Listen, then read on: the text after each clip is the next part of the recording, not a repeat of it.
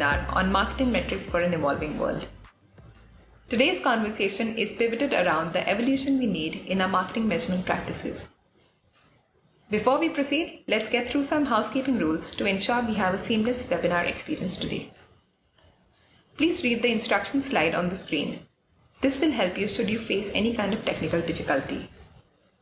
We have a team of people ready to answer any questions that you may have. Feel free to enter your questions into the Q&A portal at any time through the webinar. Post the 30 minutes webinar, we will be staying online for another 15 minutes to answer any questions that you may have. At the bottom of the screen, you will see a survey button. When you have a chance, please help us with your feedback at today's session. On the right hand side of the screen, you will see a resources tab that includes links to reading material. These will assist you with more information on the topic. You will also be able to download and view the slides for today's webinar presentation.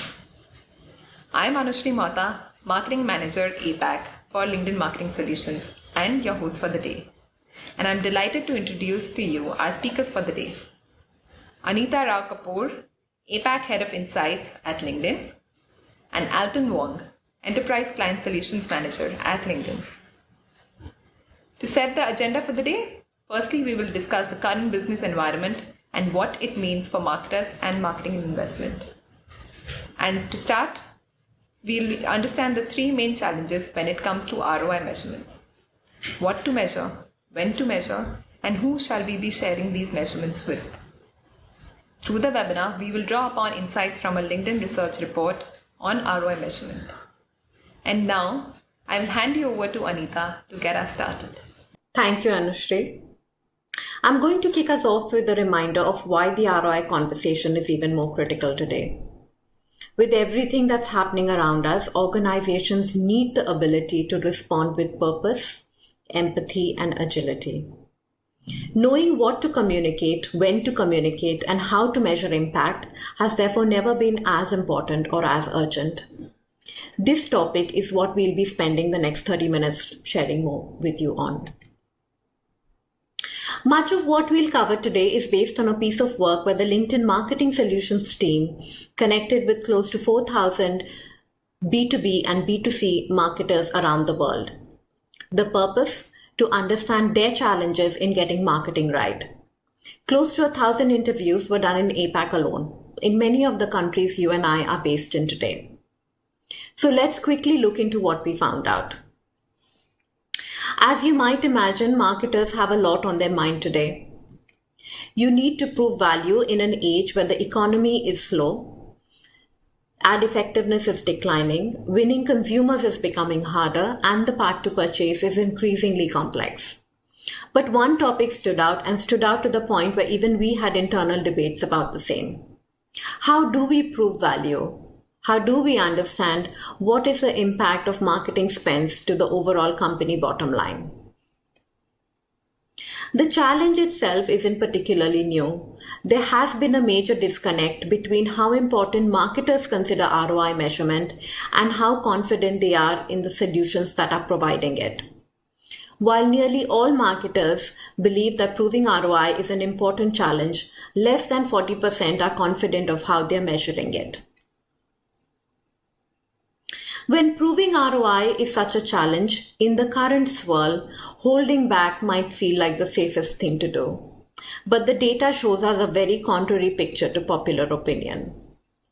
Evidence shows that recessions have little impact on how effective or efficient our marketing spends are. I've pulled out just one example of the piece of work that was done by analytic partners that showcases exactly that. Close to half of the brands who advertised in the last recession actually saw improvement in their returns. To me, the most surprising stat, though, was this one. Sales losses during recessions stemmed more from lower investments than from lower ROI. In the current recession, P&G seems to be biting the bullet on the same. They've actually increased spends by close to 3% year on year and seen an increase in sales by over 5% versus March last year. Before we dive deeper, it's probably worthwhile to hit pause and start with the baseline. In its truest sense, the definition of ROI is the contribution to profit that is attributed to marketing divided by the marketing dollars invested. It sounds like quite the mouthful, doesn't it? But it's basically trying to identify how much we invested, or for those of you who like finance, risked in our marketing campaigns and how that has contributed to sales and profit. About 70% of the digital marketers we spoke to claim that they measured ROI today. But are they actually measuring the impact of marketing on business outcomes? To shed more light on this and other highlights from our conversations with these ROI measuring marketers, I'd like to invite my colleague Alton Wong to share more. Thank you, Anita, for setting the stage, and everybody else for tuning in while I'm in my kitchen. We definitely are in a very weird time in history, and that really got me thinking about how to kind of talk about the challenges.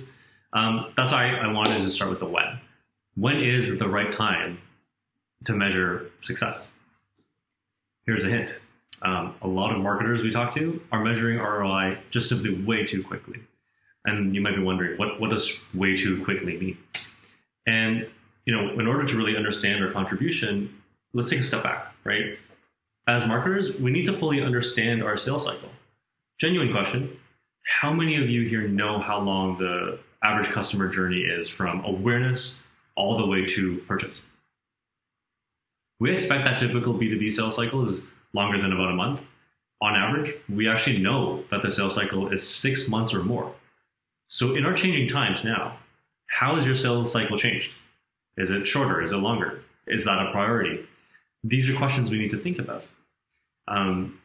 Yet when we actually take a look at some of our latest research, marketers are measuring ROI in periods less than their sales cycle. A few interesting facts. 77% of marketers are measuring ROI within the first month of their campaign, knowingly trying to prove ROI in a shorter period of time than their typical sales cycle. Of those marketers, 55% admitted that they had a sales cycle of 3 months or more. Only 4% of marketers are even measuring ROI over a 6-month period or more. So we see this trend irrespective of marketing objectives, regardless of whether it's short-term, long-term, lead generation, or awareness. Again, they're just looking at it in a much shorter time frame than their overall sales cycle. So why is this problematic? When you're trying to capture the total impact and value, as the measurement of ROI should be, you're doing this prior to the end of the sales cycle. You're missing out on so much value and impact that is created in totality of that campaign. So instead, you're capturing short-term performance, not ROI. The second challenge, again, because we're measuring things so quickly, you're not measuring ROI anymore. So what are you actually measuring? And a hint, when we looked at the study and research, marketers are not really measuring ROI. Instead, they're measuring KPIs, and that's okay. So what does that mean, right? So what are they actually measuring? So when we asked these marketers about the metrics that they were using to measure ROI, they frequently responded with metrics that resembled KPIs. A lot of marketers were measuring short-term impact and KPIs of their campaigns. So when digital marketers begin to think about ROI measurement, it can feel really natural to gravitate towards marketing metrics, such as clicks, traffic, bounce rates. While these metrics are readily available, they aren't measuring ROI. Instead, these are key performance indicators, stress on performance, which should be used primarily for optimizations and benchmarking. As the name implies, they're indicators of a potentially strong performing campaign, but they fall short of measuring the true impact and value of your advertising investment. It doesn't allow you to tell the full story and value of your campaign. What's interesting is we actually looked at the APAC cut of this data. I work in Singapore. We definitely wanted to dig a little deeper here. A lot of APAC marketers are actually the first ones to claim that they are measuring ROI. Yet, what are they measuring? When we dug a little deeper, we found that a lot of them were just using KPIs to measure ROI, and this is very problematic. In our research, over 42% of marketers with a lead generation objective use cost per click as the metric for measuring ROI for lead generation objectives. However, this should be challenged for two reasons. One, Cost per click is a KPI. It's not an ROI measurement. Cost per click does not show the impact per advertising dollars spent. Instead, it just shows the cost of each click. Second of all, cost per click isn't even the best measure to measure an objective of lead gen. Ideally, marketers should be using things like cost per lead, or even better, lower funnel metrics like marketing qualified lead, sales qualified leads, or really getting into the true definition of ROI, attributed bookings. So something I want to kind of repeat a few times is, again, right, CPC is a KPI. It's not really measuring the ROI aspect of your campaigns. And I want to really emphasize this. An efficiency metric, like the cost per click, is not an effectiveness metric. It measures the efficiency of that campaign, not the effectiveness of it. So if we think about the use cases of ROI measurement and KPI metrics, like you're reading a book, right? I think this is the best analogy to use. Ultimately, KPIs and ROI are both very, very valuable, but they serve very different purposes. KPIs are a forward-looking predictor of end performance. They highlight what happens after each chapter in the story. ROI is a backward-looking informer of future budget allocation decisions. ROI highlights what happened after the entire story has concluded. I think that's the best way to differentiate between KPI and ROI. And then kind of the third big mystery and challenge we often find is, in changing times like this, having an entire company rally around a clear business and marketing objective is more important than ever. This means the internal pressures are even higher, and this starts with getting the right people in the room. So who needs to be there? Who needs to know? In our changing times, have you discussed with your sales leaders on how those sales cycles are changing, for example? Here's a hint. Marketers typically only share successes with other marketers. We speak the same language. As marketers, we talk about CPCs, CTRs, CPLs, MQLs, bounce rates, time spent on website. Once we start talking about these KPIs with other marketers, it sounds like we're speaking a completely different language. And this is very problematic outside of marketing, obviously, but it is a big factor to consider. When we take a look at the business, take a step back, really understand what the rest of the business is concerned about. Outside of marketing, look at the yellow bars. Risk reduction, future cash flow, margin improvement. This is what the business priority is. The red bar is what marketers think brand will impact from a business priority perspective, right? These are the benefits that as marketers we think will impact these different priorities. However, when you actually talk to the non-marketers, the percentage in blue, you're in for a bit of a shocker. The rest of the business does not agree. The blue percentage of non-marketers believe that brand is important to those financial business opportunities. Those business priorities. So it's a very, very low percentage. So this means there's a really big disconnect between what marketers think matters versus what non-marketers think. And, that big disconnect causes a lot of internal pressures. We're not even speaking the same language right now. So this incentivizes really quick communication of performance metrics, right? As such, these short-term digital marketers, the ones that we mentioned that measure in less than a month, are 2 times more likely to have budget allocation discussions at least once a month. At least once a month. So why is this a problem? When budget allocation decisions are made on a short-term performance, marketers will put money into campaigns that demonstrated initial performance but lacks longevity of impact. This is especially prominent with companies with a fail-fast mentality who are attempting agile marketing and constantly shifting between what, quote-unquote, what works. This means that channels or campaigns that align with a long-term goal that could be better served by having additional funding but need more time are completely shortchanged, right? So what this results in is there's even higher pressure for approval, with 64% of digital marketers telling us that they need to prove ROI in order to just justify spend and get approval for future budget, just doing their job.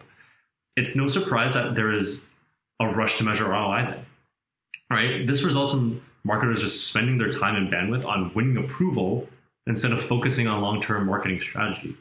There's obviously lower motivation and confidence to share results, especially if your initial KPIs aren't showing success. Interestingly enough, 63% of decision makers need ROI to justify spend, whereas only 55% of budget influencers require. So there's a lot of this pressure, but only half of them truly need to see that, right? So let's attempt to unravel all of these mysteries. I kind of just wanted to take you through what these different problems are. Quick recap. Number one, as digital marketers, we're measuring way too quickly. We are measuring KPIs, not necessarily ROI. We're really mixing those metrics, right? We're not necessarily looking at the true value and impact of ROI. Number three, marketing is just under a ton of pressure. And internal pressures such as tight budget allocations, proof of performance really forces marketers to measure and report on ROI too soon. And then what that also results in is you're missing out on that self-promotion. You're rushing to measure ROI, you're spending all your time measuring, and especially when things are not performing at the beginning, you naturally have that lower confidence to actually share the amazing work that you're doing. So what do we need to do about it? What can we do? I'm going to pass it over to Anita. Thank you, Alton. I love this quote by Nassim Taleb, who's best known for his work on probability risk and decision making. He sums it best, and what he points out holds as true for our investments in the stock market as they do for our investments in marketing. When we focus only on micro movements over a short period of time, these short-term indicators actually become more random than we think they are. The key message then is to slow down. To the point that Alton made earlier on, digital marketers are measuring ROI too quickly and becoming more and more invested only in big data, real-time and short-term metrics, attempting to measure the immediate impact to sales. The truth though is most advertising, especially brand advertising, takes at least 6 to 12 to 18 months to start delivering. And to quote Taleb again, time is the best judge of success. No person, no company, no tactic can fool us long enough. In other words, over time, and only over time, can you start to distill the true signal of growth from all the noise that surrounds it. The reality, though, is that you don't do one type of marketing over the other, and neither are we recommending the same for your measurement strategy. The ideal ratio to diversify your campaign spends, according to marketing effectiveness experts Les Binet and Peter Field, is to spend 60% on brand building and 40% on lead generation. I wonder, though, if measurement also has a similar golden ratio. Interestingly enough, when game theory did some work around explaining the proportion of total profit that's explained by different measurement techniques, the numbers were remarkably close. 58% of all media impact can be explained in the long term, and just about 40% can be measured in the short term. So why are 77% of marketers missing the wood for the trees by measuring their impact only in month one? Only by looking at marketing through a longer term lens can we truly understand the full impact of our investments. It sounds really simplistic when I say it that way, but honestly, both marketing and our measurement goals must be aligned with our customer journey. What are your business objectives? Is it to grow share, which is a shorter term objective, or is it to increase acquisition, which is a longer term outlook? And how do these objectives actually align with where your brand is today and where your customers are today? And lastly, what measures are you using as an indicator of your performance in these areas? At the end of the day, we need a combination of sensitive KPI measures that can indicate whether we are delivering as planned or we need to course correct. What we also need, though, is a longer view of performance, which is your annual report that reviews outcomes that change more slowly but are also fundamental to your business. A combination of both is what we should be basing our returns on investment. Lastly, once you have all your measures in place and these measures connect well with business outcomes, make sure you're taking the time to educate your partners and stakeholders and share results more often. Aligning on expectations and changing them as strategy within the organization changes could actually open up new opportunities for budget and additional allocation down the line. To wrap things up, when it comes to ROI, digital marketers must slow down and measure the return on their marketing investment over a longer time, specifically over the length of their sales cycle. And during this longer cycle, separating KPIs or shorter term indicators from true ROI and the impact to sales and profitability is a journey they will need to take the entire organization on to be able to make the right marketing investments. And like any learning path, this too is a long-term journey, one that needs to start by aligning on objectives and metrics, then identifying how to optimize and measure performance within a channel, and lastly connecting across formats, platforms, and touchpoints along with your end sales over time. That brings us to the end of our conversation today. Look forward to taking your questions now.